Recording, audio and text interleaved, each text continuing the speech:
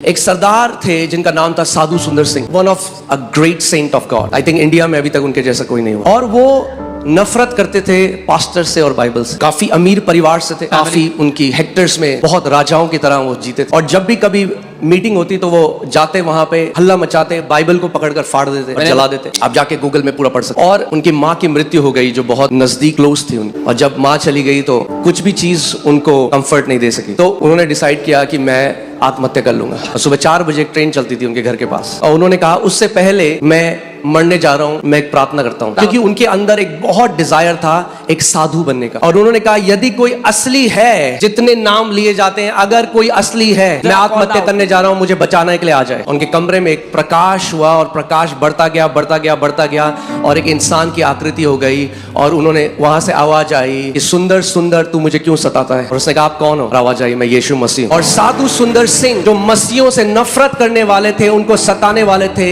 एक सबसे महान संत जो इस देश ने दिया है वो साधु सुंदर सिंह है। उनको लहू लुहान बाबा के नाम से कहते हैं। मैं जिस छोटे से शहर से हूँ, पौड़ी, वो वहां से भी आते थे, नंगे पांव चलते थे, उनके पांव से खून बहता रहता था। और पैदल वो तिब्बत गए। तिब्बत में उन्होंने यीशु के बारे में प्रचार किया, और बहुत चमत्कार परमेश्वर ने उनके द्वारा किए। बहुत सारी उनकी कहानी है कि जब वो जाते थे तो लोग उनको नहीं, यीशु मसीह को देखते थे। एक सरदार परिवार से, मगर क्या कीमत थी, क्या लोभ दिया किसी ने उनको यीशु को। आप जानते हैं क्या? पिता ने बेदखल कर दिया पूरी जायदाद। क्या मिला उस इंसान को कि वो तैयार था कि करोड़ों की जायदाद छोड़कर वो मसीह के पीछे चला। आप जानते हैं क्या मिला? वो मिला जो पैसा नहीं दे सकता।